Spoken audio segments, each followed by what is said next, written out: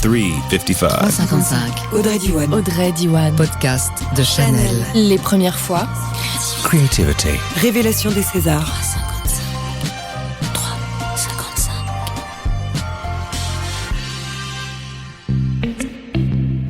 Bienvenue au 355 Les premières fois, le podcast de Chanel. Je m'appelle Audrey Diwan, je suis réalisatrice et auteure venant tout juste d'achever mon premier long métrage.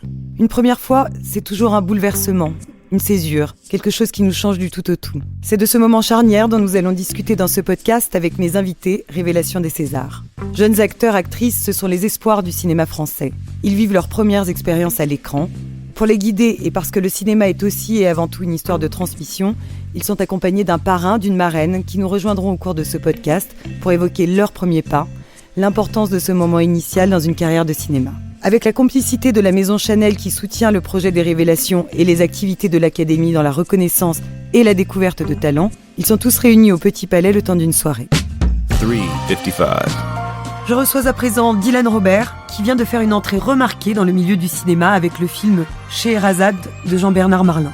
Il y campe un gamin, tout juste sorti d'un centre carcéral, qui doit désormais choisir entre ses amis, leur code misogyne et l'amour qu'il ressent pour une jeune femme qui se prostitue. C'est l'actrice Élodie Bouchez qui est sa marraine ce soir. 355. Le podcast de Chanel. T'es un diamant brut. Tu es une merveille dans ce film merveilleux. Merci. Déjà, je te remercie d'être là ce soir, de m'accompagner en tant que marraine et vraiment toute l'équipe. Et on l'a fait, les gars. On l'a fait.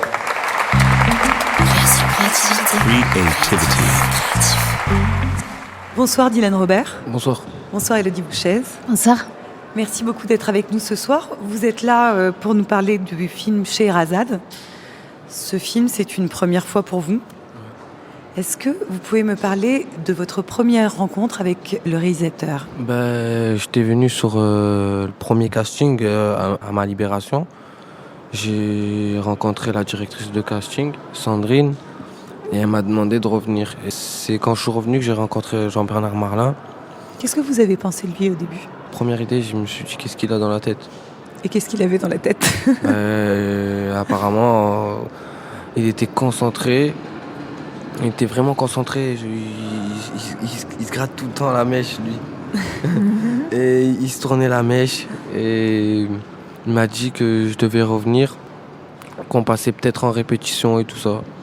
J'y croyais pas trop et tout ça. J'étais un peu choqué. Et après, je suis revenu. On m'a expliqué qu'on passait en répétition. Mais c'est une affaire de confiance. Vous avez senti que vous pouviez lui faire confiance parce que le rapport au réalisateur, au départ, je pense que c'est un peu ça. Ouais, je voyais qu'il avait le bon délire, mais il était un peu timide. Et même moi, ça m'intriguait un peu, ça. Qu'est-ce qu'il vous a demandé de faire pour le casting ? Il m'a demandé des trucs de fou, quand même. Il m'a dit, des fois, vas-y, fais l'oiseau. Fais comme si tu voles, là, t'es dans un nuage. Ou... on jouait des scènes où il nous racontait un exemple. Ouais, tu la connais depuis tant et tu viens de la revoir alors qu'elle t'a quitté, elle t'a jamais rien dit. Quelle réaction tu as ? Vas-y, montre-moi. Et là, c'était possible tout de suite de se lancer, de faire l'oiseau, d'improviser des scènes. Moi, je me lançais. Parfois, j'avais honte, mais c'était comme les interviews. C'était au plus je refaisais, au plus j'étais bon. Et avant, vous aviez déjà le désir de devenir acteur ? Vous y aviez non, déjà pas du pensé ? tout. Avant, déjà, quand je regardais la télé avec ma mère, je regardais La Petite Maison de la Prairie, je croyais que c'était vrai. Quand il y avait des trucs un peu... presque je pleure et tout ça. Je m'intéressais pas trop à la télé. Vous vous souvenez de Élodie Bouchez, de votre premier casting ? Est-ce que vous vous souvenez de l'effet que ça fait d'être regardé ? J'avoue que je me souviens pas de mon tout premier casting parce que c'était il y a longtemps. Est-ce qu'il y en a un qui vous a marqué ?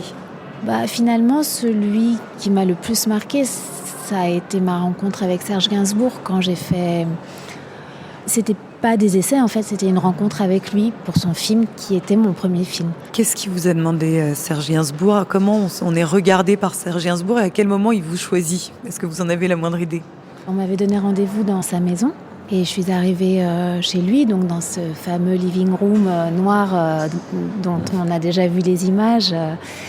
Et puis il y avait pas mal de monde en fait dans la pièce. Il y avait Bambou, sa femme, il y avait Aurore Clément qui était déjà choisie pour le film.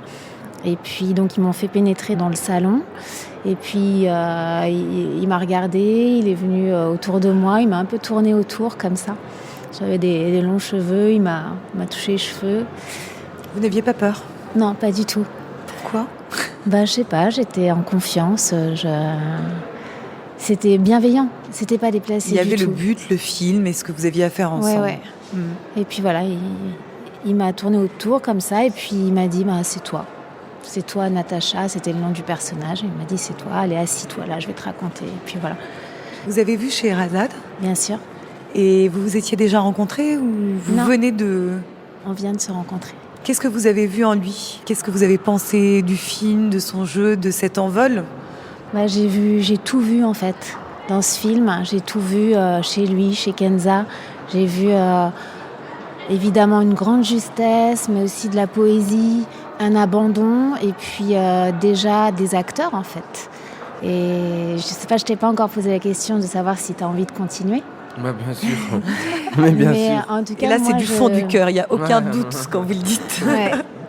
Et moi, je suis vraiment de ceux qui croient que... Et toi et Kenza, vous n'êtes pas les acteurs d'un seul film. Le premier jour de tournage, il était effrayant? Vraiment, ouais. Parce que, en fait, j'avais raté l'essai caméra. J'avais raté l'essai caméra. Pourquoi et donc? il m'a dit, on va te donner encore plus le track. Tu vas venir direct sur le tournage et tout. Il m'avait dit ça à JB, je l'ai regardé. J'ai dit non mais c'est pas vrai ça JB, ça va pas là ou quoi? Je vais faire le test et tout. Il m'a dit non c'est trop tard. Je lui ai dit bon ça marche. Je suis arrivé, on a commencé tout de suite la première prise. C'était, je devais courir. Et là je voyais qu'ils étaient en train de mettre l'emplacement, tout ça, tout le décor. Et je voyais le monde qui s'approchait, qui regardait alors que j'avais même pas encore commencé. J'ai dit c'est bon, ça commence. Ça part de là. Dylan, ça y est, t'as plus honte, tu t'en fous.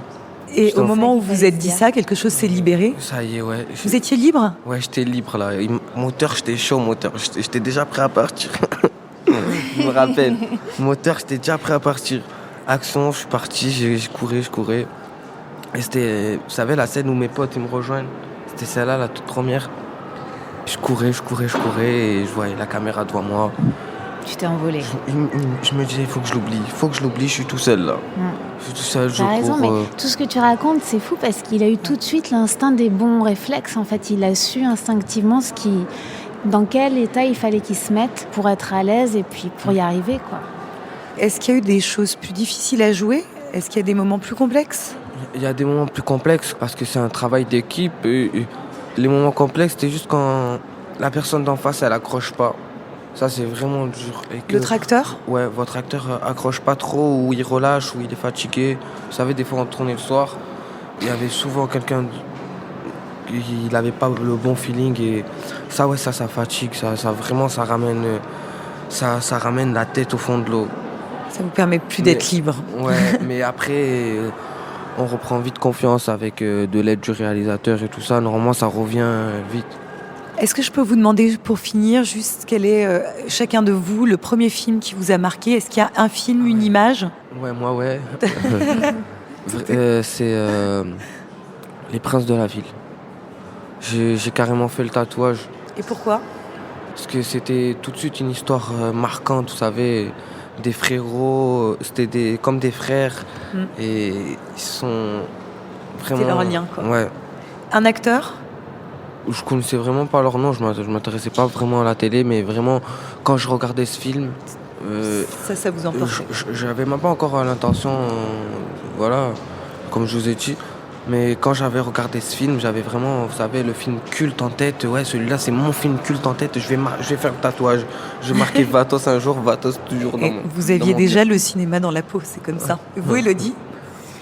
Moi, j'ai vraiment été élevée au cinéma américain en VF dans les centres commerciaux, hein, donc j'étais pas du tout cinéphile. D'accord. Au mieux, j'allais voir les James Bond en VF, quoi. Et donc le premier James Bond qui vous a marqué? Non, c'est pas ça qui m'a marqué. Moi, je pense que le premier film qui m'a vraiment marqué, c'est La Boum, en fait. Et puis après, plus tard, le premier film de cinéphile qui m'a marqué, c'était Une femme sous influence de Cassavetes. Je comprends vos choix, mais tellement. Merci beaucoup d'avoir été avec nous ce soir. 3,55. Merci Élodie Bouchez, merci Dylan Robert.